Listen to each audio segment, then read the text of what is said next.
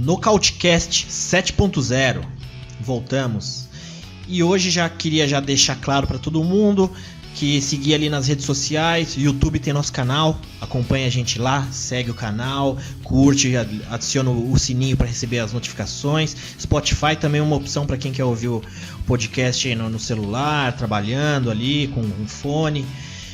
Ou você também tem a opção de fazer o download no podomatic.com. Você dá um buscar ali no Nocautecast que tá fácil, beleza? E tem as redes sociais, que é a nossa página no Facebook e também o Instagram.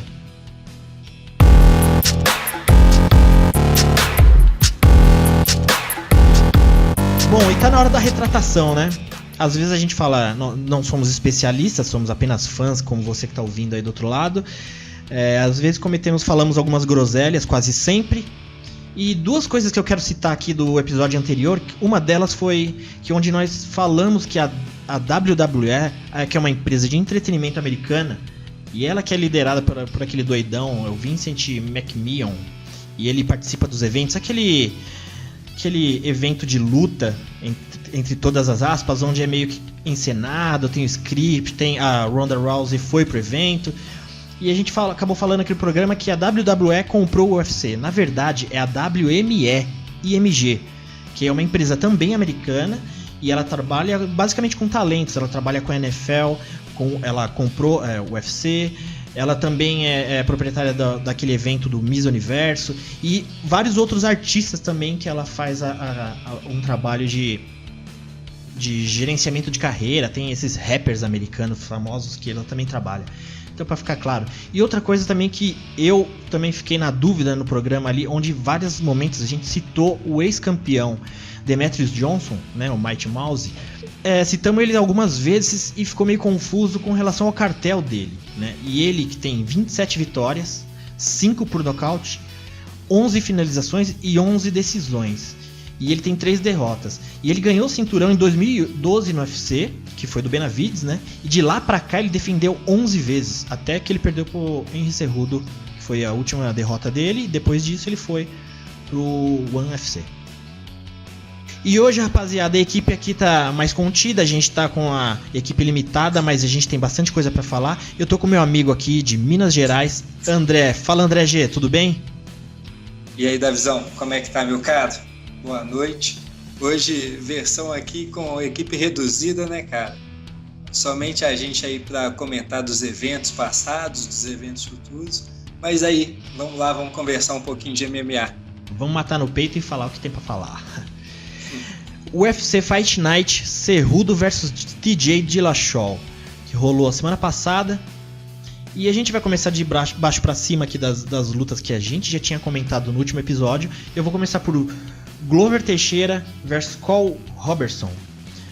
Foi uma luta bacana. O Glover, como a gente falou no último evento, né, ele é aquele lutador do meio pesado ali, que ele tá num time um pouquinho depois de onde ele merecia para ele conquistar muito mais a carreira dele, porque ele teve problema de visto nos Estados Unidos, ele não conseguia, ele treinava a princípio junto com o Chuck Liddell, né, ele é bem amigo do Chuck Liddell, treinou um bom tempo nos Estados Unidos, e quando ele tava naquele momento certo de engrenar na carreira do MMA, ele teve problema de visto, teve que ficar no Brasil, lutou aqui no circuito nacional bastante, passou o carro em todo mundo aqui, e quando ele foi pro UFC já estava num momento que a gente sempre pensa, podia ser um pouquinho antes. Enfim, ele já lutou pelo cinturão, pegou o John Jones, vem de algumas derrotas pro Gustafsson, e a última derrota dele, André, foi contra quem? Foi contra o Corey Anderson, cara. Isso, puta, aquela luta que ele tava bem estranho, né? Ninguém reconheceu o Glover. E agora ele fez essa luta com o Cole Robertson. Foi uma luta bacana. Só que a gente notou, né, André? Não sei se você concorda comigo. O Glover, o Robertson é muito mais jovem, tem muito mais força, gás. Então o Glover ele deu uma sorte, entre aspas, porque ele contou com o preparo dele. Ele teve o queixo ali, que teve até um knockdown. Você notou que teve um momento ali que ele meio que apagou, André, na luta? Pois então, cara, eu sinceramente, quando eu tava assistindo a luta, eu achei que aquele era o final do Glover. Aquela chuva de cotovelada que até lembrou lá o Travis Brown, né? O Travis Brown conseguiu algumas vitórias daquela maneira. Parecia que o Glover tinha apagado, cara. Quando foi ali pro chão, foi uma chuva de cotovelada, eu achei que o árbitro ia parar. Mas o Glover, mais uma vez, mostrou pra gente o quão bom ele é no chão e deu uma maneira de reverter aí, conseguir finalizar a luta, né, não, Davi? Pois é, então. Foi uma luta bem bacana, ele aguentou ali no chão, aí depois a luta voltou em pé, mas eu vi que ele tava tentando nas quedas, ele colocou muita força pra voltar pro chão, voltou pro ground and pound ali e conseguiu finalizar. O Carl Robertson, ele tentou sair da posição, passando o braço por fora, ele colocou a cabeça e fez a pressão, conseguiu finalizar ali no Katagatame. Acho que já é mais ou menos uma da casa, né? Não é a primeira vez, não. Acho que quando ele estreou no UFC, ele estreou com essa mesma finalização.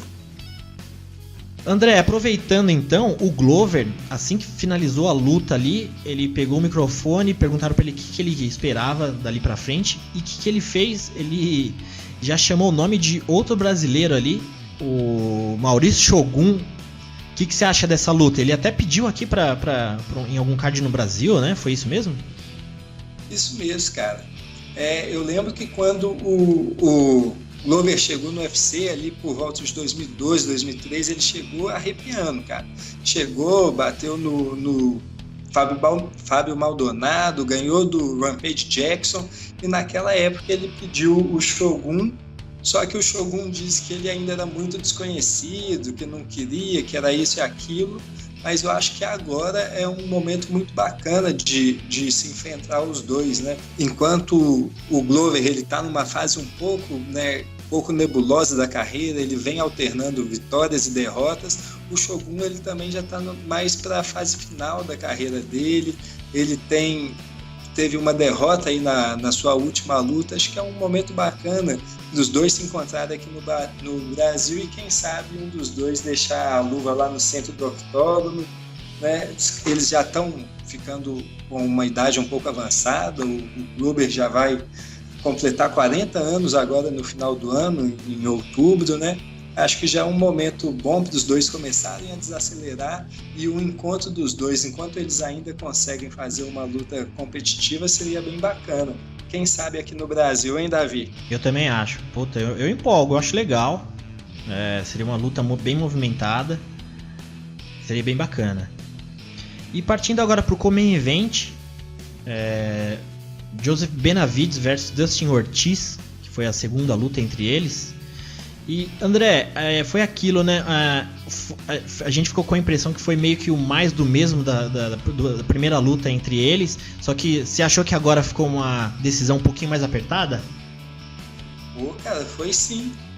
O Ortiz ele começou muito bem a luta. O primeiro round ele foi muito bem, pressionou bastante o Benavidez, conseguiu colocar ele de costas para a grade, teve momentos ali de dominância, inclusive eu acho que nas papeletas ele levou esse primeiro round. O próprio Benavidez, acho que ele se assustou um pouco, porque daí para frente ele procurou mais o grappling, ele evitou o striking e acabou brindando a gente ali com um terceiro round muito bacana, cara. O que você achou daquilo ali? Você também gostou? Bacana, o último round realmente foi o mais movimentado, mas você acha que deixou margem para outro resultado ou foi isso mesmo? Não. O Ortiz ele surpreendeu mesmo no primeiro round, mas depois o Benavidez ele conseguiu mostrar sua dominância ali no grappling. Ele é muito talentoso, tanto no wrestling quanto no jiu-jitsu, consegue complementar muito bem as duas artes, e por mais que tenha tido bastante movimentação no terceiro round, o Ortiz tenha terminado um pouco melhor, o Benavidez conseguiu dominar pela maior parte do tempo, tanto o segundo quanto o terceiro round, e mereceu sim a vitória. E eu também acho aí que ele merece um pouco mais. Eu acho que ele merece aí uma revanche aí no futuro, hein, Davi? Pois é, a gente tinha falado no último episódio dele tinha sido uma opção de meio que step, né? Se tivesse algum problema entre corte de peso ali do Cerrudo de Dillashaw, ele acabou, enfim, vencendo. Mas entre um próximo title shot, você acha que ele merece ou ele tem que aguardar a vitória entre o Deus da Guerra e o Formiga que já está agendada? Cara, é assim, vamos ver o que acontece, porque o Formiga já está nessa há muito tempo, ele já está aí batalhando há vários anos esse title shot. O Deiveson tá invicto no MMA, né? Inclusive era para ele ter tido essa luta com o Benavidez nesse evento passado. Acabou trocando de adversário, né? Isso mesmo, de última hora ali ele meio que desistiu da luta, alegou que teria pouco tempo para fazer o corte de peso, estava com uma lesão, né? Mas, poxa, eu acho que o Benavidez, por já ter vencido o Cerrudo anteriormente, eu acho que ele tem um apelo maior e acho que ele largaria na frente para essa daí, cara. Eu também acho. Maravilha. E antes da gente falar da luta principal do Cerrudo versus TJ Dillashaw, eu convidei uma juíza lateral de MMA e pelo curso do Mario Yamazaki, é a Isabela Kida, e eu vi em muitas redes sociais o pessoal comentando da interrupção na luta do Cerrudo contra o Dillashaw. Vi muita gente comentando e eu pensei em trazer uma opinião aqui mais técnica. Vamos ouvir o que a Kida tem a dizer.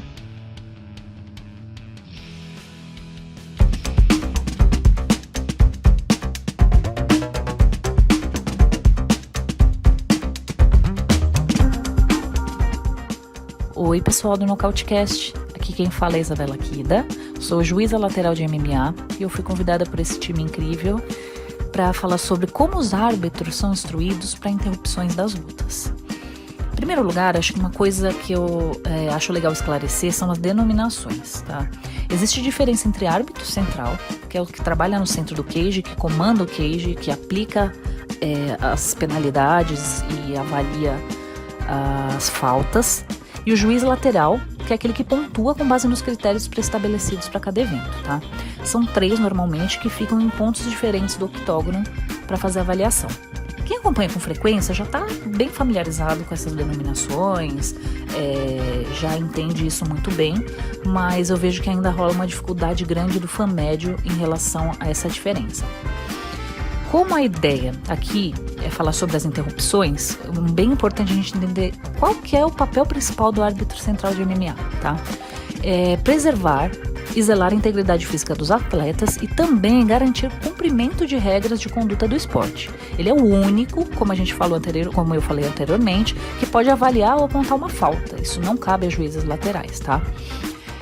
O MMA, como ele é um esporte muito dinâmico, que envolve força, técnica, precisão, até velocidade, ele precisa de um profissional que esteja muito atento ao que está acontecendo na luta. Qualquer distração ou um mau posicionamento pode acarretar em sérios problemas. O árbitro ele sempre é orientado a procurar o melhor posicionamento no cage, tá? Considerando as possíveis movimentações dos atletas. E é importante sempre que seja mantida uma distância, que ela seja próxima o suficiente para fazer qualquer interrupção com agilidade, mas também longe o suficiente para não ser pego de surpresa com uma inversão, uma movimentação dos atletas ou ficar acuado na grade. Então é muito importante essa questão do posicionamento também. Quando a gente fala de preservar a integridade física do atleta, cabe ao árbitro a avaliação de quando é necessário para uma luta para que não afete a saúde do lutador, né? Levando em consideração que a gente está falando de um esporte de contato, onde podem acontecer muitas concussões, lesões, que podem acabar com a carreira de um atleta ou até mesmo com a vida deles, é imprescindível esse discernimento e esse preparo do árbitro no momento certo a se interromper uma luta para que não resulte em nenhum problema. É muito comum as pessoas que assistem queiram que dure muito mais a luta, deduzam que o atleta aguentaria mais, até os próprios atletas às vezes acham que poderia ter segurado um pouquinho mais ali, tem elasticidade suficiente para segurar uma finalização bem encaixada, ou então que aguentaria tomar mais uns socos e tal, mas às vezes é necessário alguém imparcial com bom senso e treinamento para interromper a luta quando necessário, porque principalmente a gente tem que levar em conta que os atletas passam por uma perda de peso, a maioria se recupera bem para a luta, mas às vezes esse um soco a mais ou às vezes essa segurada a mais na finalização, ela pode acarretar em diversos problemas que ao longo da carreira do atleta vão prejudicar ele, entendeu? Então isso é uma coisa muito importante também que o árbitro considera antes de fazer uma interrupção, né? Então a orientação é sempre que o árbitro zele pela saúde e pela integridade física do atleta. Então é isso aí, pessoal. Agradeço a participação aí, um beijo para vocês. E essa foi Isabela Kida, juíza lateral de MMA. E André, gostou das informações dela? Bem técnica, bem bacana, né? Poxa, bacana demais. A Kida, ela conhece muito. Sabe eu muito já de vi, MMA. já a fui gente sempre aprende com ela, né? Já assisti luta ao vivo com ela lá no centro do cage ali, separando os marmanjos. Foi muito, muito bacana. Ela trabalha aqui no Circuito Nacional de São Paulo. Pois é, né, cara? De vez em quando você tem a sorte de encontrar com a Kida por aí, né? Quem sabe um dia eu ainda vou aí ver um evento com vocês. Demorou. André, a sensação que eu fiquei na luta do Cerrudo Dillashaw foi uma luta bem rápida, durou 32 segundos, se não me engano. E eu vi até um cara comentando que o TJ ele foi derrubado com um empurrão, podia já ter terminado a luta antes. Ele ficou com deu uma impressão que ele tava mal.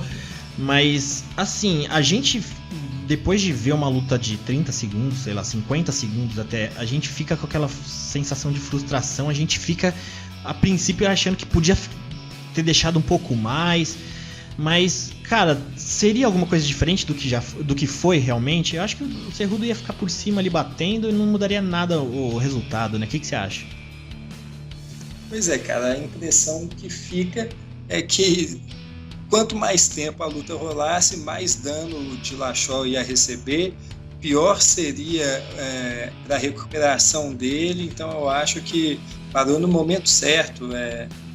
Quando o lutador era 30 segundos de luta, ele já tinha tomado 2 knockdowns, já tinha tomado uma chuva de socos, ele parecia que ele não sabia onde é que estava, ele estava agarrando tentando quedar o árbitro, né? Então, o juiz central, então, para mim foi perfeito o timing do juiz ali, a interrupção foi no momento correto, não vejo motivo nenhum para reclamação.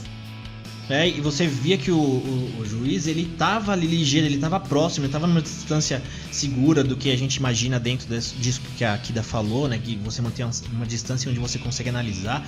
O cara, ele tá vendo coisa que de fato a gente não consegue ver, por mais que tenha várias câmeras na TV, a gente consegue ver uma virada de olho ali, o cara meio grogue, a gente não consegue ver esses detalhes.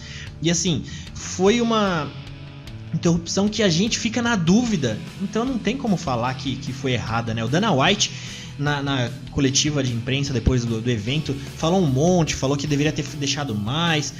O TJ ficou frustrado, falou que o Cerrudo não venceu ele. O Dana, eu até entendo que ele, como promotor do evento, ele vai querer transformar isso numa novela agora, né? Vai criar uma história agora de uma próxima luta. E você acha justo uma revanche pro TJ?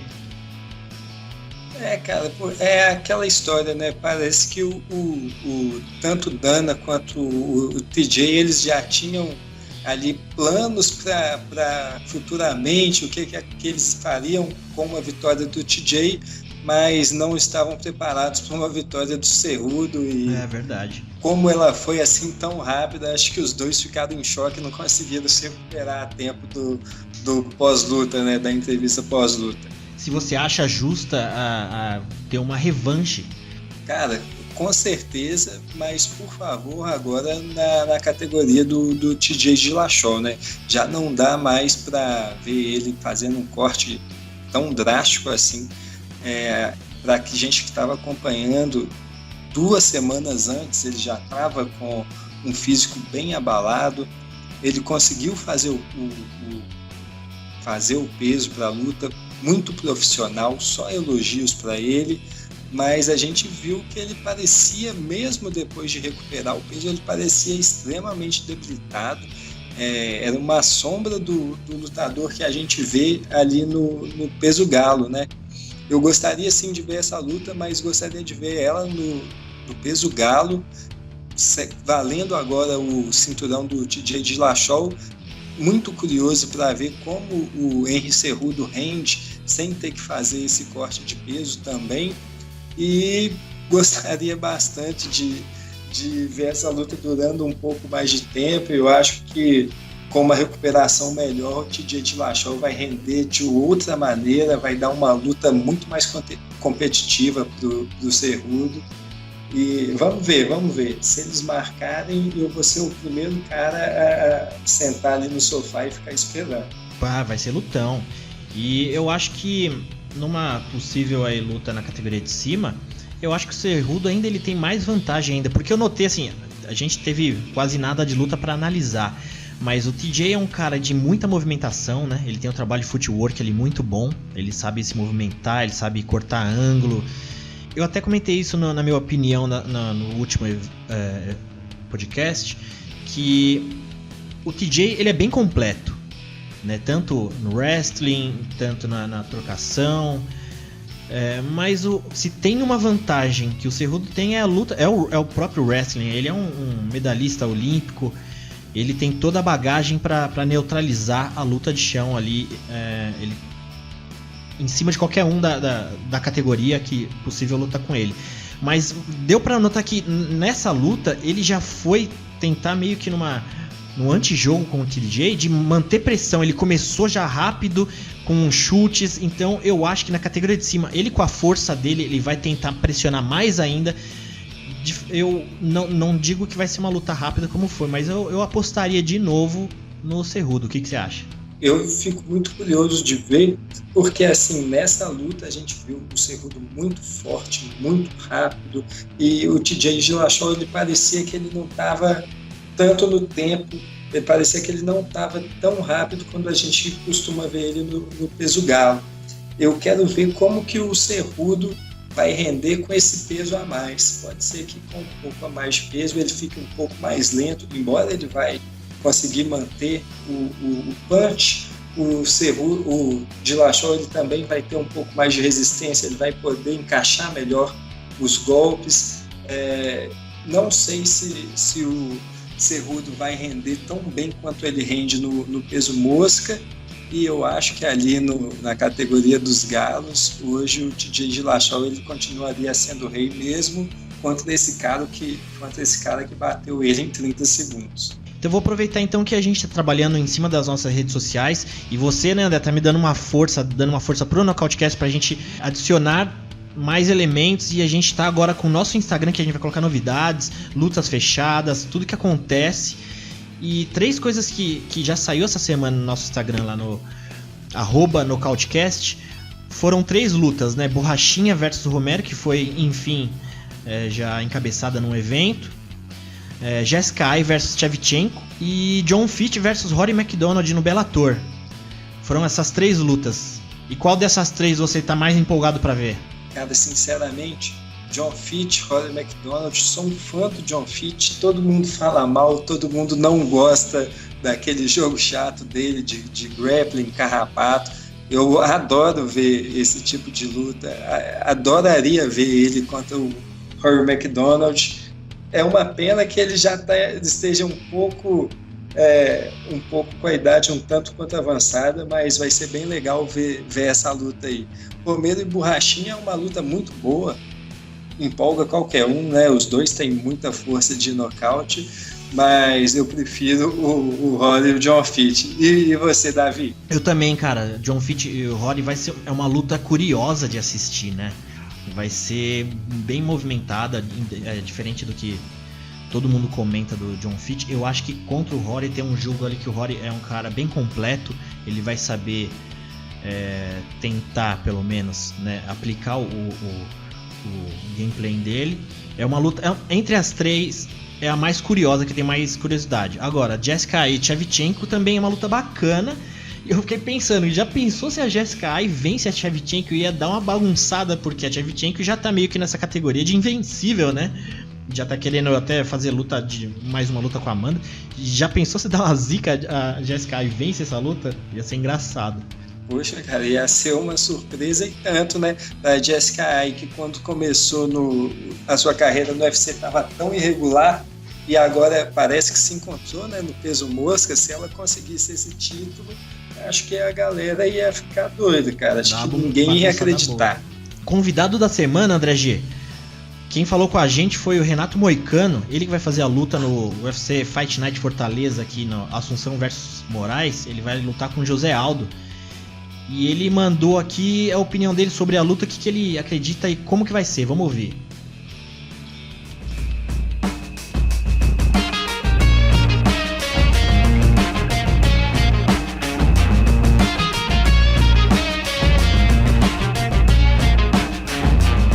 Fala aí, pessoal da Nocautecast, beleza? Quem tá falando aqui é Renato Moicano, eu sou atleta do UFC e tô com um combate agendado para 2 de fevereiro no UFC Fortaleza contra o José Aldo. Sobre a preparação, tô fazendo uma preparação bem forte aqui na American Top Team, como eu fiz no ano passado. Estamos treinando bastante aí, tô aqui desde de dezembro, né? Desde a segunda semana de dezembro, e vamos ficar aqui até uma semana antes da luta. Então tá faltando algumas semaninhas aí de treino e tá tudo certo, tudo encaminhado aí, vai ser um excelente combate, não percam. Sobre a declaração do Dana White, sobre o Aldo ter escolhido a luta de 3 rounds, eu não acho que isso pode mudar a estratégia da minha luta, não. Acredito que, como eu já venho falado antes, talvez 5 rounds me favoreceria, mas pela idade, né,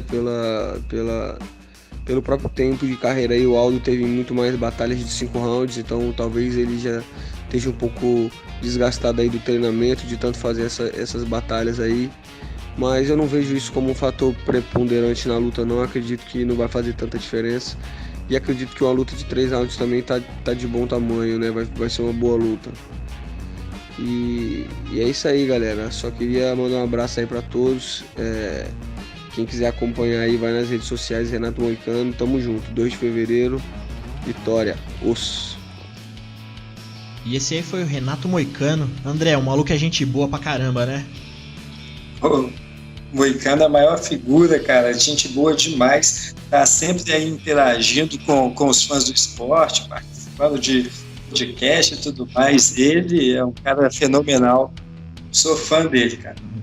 Então, e ele é ele que luta na categoria peso pena, né, que é até 65 quilos, que o campeão é o Max Holloway, e ele tá vindo numa sequência boa também.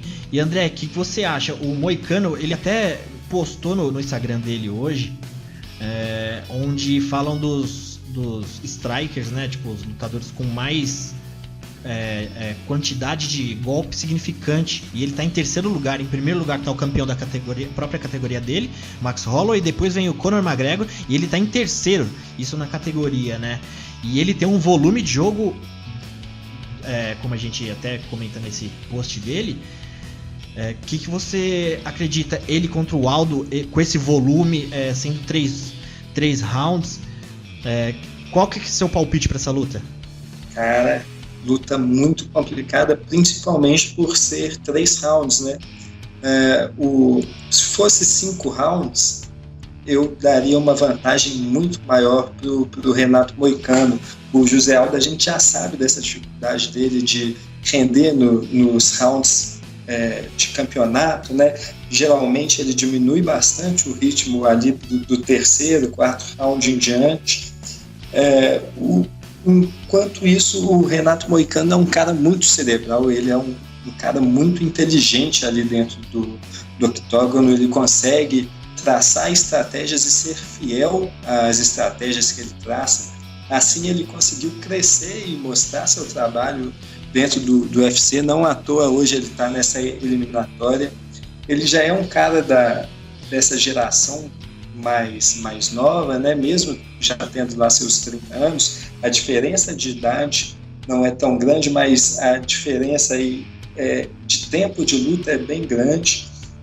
Eu acho que o Moicano, conseguindo, né, ser fiel à sua estratégia, mostrar novamente esse trabalho dele de QI de luta sempre excepcional, acho que ele tem grandes chances de sair vitorioso, mas numa luta de 3 rounds contra o José Aldo, uma das maiores lendas do esporte, um cara genial, acho que vai ficar bem difícil para ele.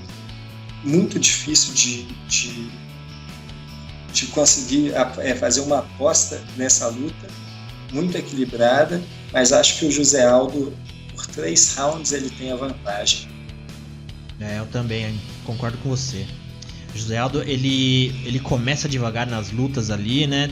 No finalzinho do primeiro round, ele já começa a entender o timing, distância do oponente, e eu acho que é ali que ele começa a ter a vantagem. E talvez o Moicano teria, como você falou mesmo, vantagem dos rounds mais pro final. É uma luta bem curiosa, né? A gente não tá acostumado a ver o José Aldo lutando com um brasileiro. Vai ser bacana, assim, ver o José Aldo lutar aqui no Brasil com um cara que que é uma promessa pra gente também, que você concorda comigo, André? O Moicano e a Batistaca são os principais que a gente pode enxergar como brasileiros com cinturão aí no futuro próximo. A Batistaca já tem luta, né, já agendada. E o que você acha entre os brasileiros que a gente tem próximo cinturão? O Moicano é um belo de um nome, né? Com certeza, cara. O Moicano é um lutador fenomenal. Ele vem em uma fase muito boa, recente. Eu acho que junto dos dois tem o Marlon Moraes, que também luta no mesmo card, né? Isso. Acho que são os 3 principais nomes brasileiros aí para buscar um cinturão aí em 2018. O Renato Moicano conseguindo essa vitória, acho que ele fica bem na fita, né, não? Pô, fica. E André, a gente agora pode comentar dos eventos Extra UFC. O que você tem para falar pra gente?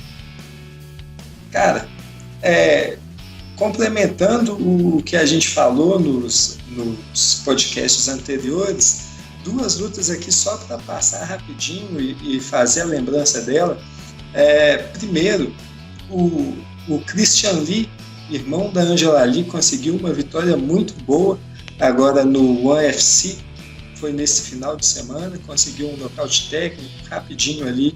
Ele conseguiu uma vitória na sua revanche. E também teve o CES 54. O CES ele acabou sendo muito importante porque ele também estreou no Fight Pass, né, que é aquele o programa de streaming do UFC. Esse evento estreou com uma luta do Nate Andrews e Bryce Logan. Foi o evento principal e acabou sendo importante porque o Nate Andrews, ele conseguiu nessa luta a sua 15ª vitória. Ele tem um cartel de 15 vitórias, 1 derrota, e também a 15ª interrupção dele. 15 vitórias, 15 interrupções, nocautes, finalizações, né? E embora ele já tenha uma idade avançada, 34 anos, pode ser que ele pinte aí já na próxima num grande evento, UFC, ou quem sabe aí, se não for chamado para o UFC, pode pintar no Bellator. Agora, o que tem realmente de intrigante são os próximos eventos aí, né, cara? A gente tem um Bellator muito interessante nesse final de semana, você não acha? Bem legal, bem legal. Emelianenko Fedor versus Ryan Bader. E tem também o Aaron Pico versus Henry Corrales. Fedor versus Bader é a final daquela... É a final do GP dos pesados deles, né, cara? É a final do GP, né? Alguns anos aí sem ter um peso pesado campeão, e vamos ver se dessa vez eles conseguem. E assim, olhando o cartel do Fedor, nesse retorno, né? Ele fez aquele retorno com o Fábio Maldonado lá em 2016. Depois ele pegou nesse GP. Foi no GP já do Mitrione? Já fazia parte do GP, não, né? Não, acho que foi o retorno, foi a primeira luta. Foi antes do GP. O GP ele começou contra o Frank Mir. Isso. Então assim, ele perdeu pro Mitrione. Depois ele estreou no GP dos pesados contra Frank Mir e Chael Sonnen. Pra ser sincero, Frank Mir e Chael Sonnen são dois adversários que a gente até aceita numa boa contra o Fedor no momento da carreira que ele tá, que já tá não tá não é mais aquele Fedor que a gente conhecia. E o que você acha contra o Ryan Bader, que ele vai pegar um cara bom de wrestling, jovem, que tá vindo na melhor fase da carreira dele? O que você acha? Tudo bem que o Bader tá vindo meio pesado, né, do Bellator? Isso mesmo. Campeão do meio pesado, né? Tá vindo aí de uma sequência bem legal depois que ele saiu do UFC. Depois daquela derrota pro Anthony Johnson, o cara tá invicto aí em 6 lutas, né? Ele tá numa fase brilhante, ganhou do Phil Davis, do King Mulawal, do Minotauro, ele tá voando. E o que você palpita para essa luta? Você acha que o Fedor pode surpreender? Cara, toda vez que o Fedor entra no cage, esquece o coração, André. Esquece o coração. Cara, toda vez que ele entra, ele traz uma emoção. Não tem como. Todo mundo o pessoal da geração antiga do MMA, todo mundo tem o Fedor como um dos ídolos, né? Ele é um cara que se manteve anos e anos aí como talvez a grande estrela do MMA, diversas batalhas, viradas sensacionais. Mas agora ele está num momento que, como você mesmo diz, ele já não é o mesmo Fedor que a gente acostumou a ver. Hoje em dia ele vem ele veio de algumas lutas que foram assim, assustadoras, né? Aquela luta contra o Fábio Maldonado, ele apanhou demais. Aquela luta não deveria jamais ter sido decidida como uma vitória para ele. No máximo ali foi um empate. Aquela luta contra o Matt Mitrione, a gente também viu uma absorção dele não tão boa. Então, quando ele vai enfrentar um lutador que está ainda no alto do seu rendimento, né, está no pico do seu rendimento, jovem, com qualidades no wrestling, qualidades na força de nocaute, né, poder de nocaute, igual é o Ryan Bader, é muito difícil a gente ver o Fedor com uma boa chance de vitória hoje em dia. Assim, pode ser que ele se aproveite da grande capacidade do Ryan Bader de paçocar, né, cara? A gente viu isso contra o Tito Ortiz. O cara era um grande favorito para uma luta contra o Tito Ortiz, que vinha numa sequência de perder há 6, 7 anos. Ele foi lá e ressuscitou o Tito Ortiz. Depois daquela luta contra o Glover Teixeira, ele tinha bambeado o Glover Teixeira completamente e achou um jeito de perder para o Glover Teixeira. Depois, contra o Anthony Johnson, ele deu um jeito de perder ali em 1 minuto. Pode ser que numa dessa o Fedor aproveite e mande o Ryan Bader pra vala. Mas eu não ia contar com isso não, Davi. Pois essa luta contra o Anthony Johnson, cara, é uma luta que você vê que o Bader, ele deixou a emoção tomar conta dele. É claro que ele ficou com medo de lutar. E quando eu penso nessa luta, eu imagino que ele também pode fazer a mesma cagada com o Fedor, de ele ver o Fedor lá do outro lado e entrar numas com ele mesmo, e isso alterar a mente dele e ele acabar entregando a paçoca, como você bem falou, ele sempre faz e a gente tá acostumado com isso. Mas enfim, vamos ver o que dá nisso aí, né? E também a outra luta que a gente destacou aqui foi o Aaron Pico, né? Que ele é um rapaz novo, ele é um fenômeno, ele vem do boxe, ele é bom de wrestling, ele lutou wrestling amador, ele vem de vitória pro brasileiro, né, Leandro Higo, que era o campeão do RFA.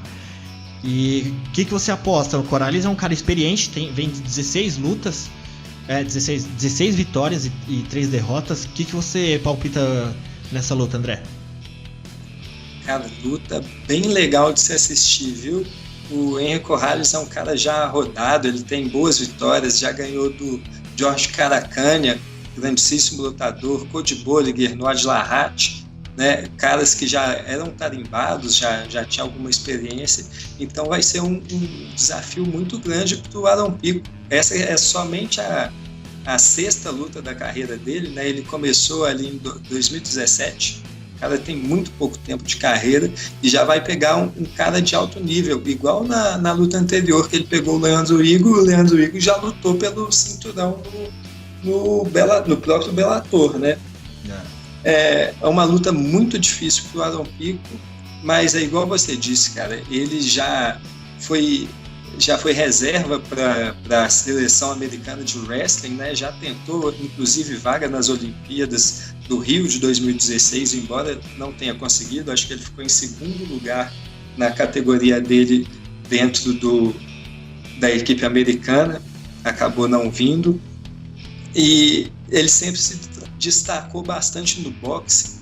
Ele foi campeão do Golden Gloves, que é um circuito amador de boxe muito forte nos Estados Unidos, então ele é muito capacitado nas duas áreas. Acho que o Aaron Pico ele vem para ser a próxima grande estrela do MMA, independente de organização. Acho que ele vem para ser a próxima grande estrela do MMA, e por mais que o Henry Corrales seja um lutador de bom nível, eu espero mais uma vitória do Aaron Pico aí nesse evento, cara.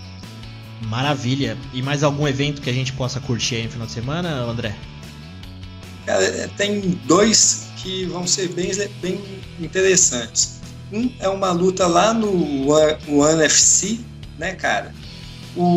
Eles fizeram o evento semana passada, vão fazer um outro agora, e nesse próximo evento tem um brasileiro muito, muito bom, Adriano Miquinho Moraes. Ele vai lutar contra o GG Eustáquio. GG Eustáquio retirou na última luta o cinturão peso mosca do Miquinho, e o Miquinho vai tentar retomar seu cinturão. Ele que já venceu o GG Eustáquio anteriormente, perdeu a última numa decisão dividida, vai tentar agora retomar seu cinturão. E é bom ficar de olho nessa luta, porque pode ser que futuramente um dos dois acabe lutando com o Demetrius Johnson, né? Que agora também está lá no UFC, e já é bom ficar ligado em quem são os possíveis desafios, né? Daquele que é talvez o maior lutador do peso mosca na história. Outro evento bem legal é o Future UFC, evento nacional que veio aí. Parece que ele vem para mudar um pouco de energia aí no cenário nacional, né, de MMA. Ele é agora em Dayatuba, né, aí em São Paulo. Isso. Eu não sei muito bem se é perto aí de vocês, mas é lá em Dayatuba, Clube 9 de Julho, agora na sexta-feira. A estreia do evento, acho que vale muito a pena a gente ficar ligado e ver aí esse que é um evento que parece que vai dar um gás novo do MMA nacional, que a gente com certeza está precisando. Maravilha! Foi bacana, a gente acha que passou um panorama geral aqui do que aconteceu. Acho que rendeu legal o programa, né, André? Pô, acho que foi bacana, cara. Senti uma falta aí dos nossos amigos aí da bancada para poder comentar um pouquinho com a gente, mas acho que a gente conseguiu segurar a peteca, hein, Davi? Fazer o quê, né? Mas foi bacana. André, muito obrigado pela participação. Tem então a semana que vem a gente tem dia 2, né, UFC Fortaleza. A gente pode ainda na semana que vem, no próximo programa do Nocautecast, a gente ainda discutir das outras lutas do evento. E muito obrigado pela participação, André. Até o próximo, então. Obrigado você, Davi. Um abraço. Até a próxima. Depois, na semana que vem, a gente comenta aí desse evento e quem sabe aí já com a bancada completa. Vamos ver se no próximo os nossos amigos eles conseguem se juntar aí para a gente comentar bastante do próximo UFC que vai ser lá em Fortaleza. Abraço, cara.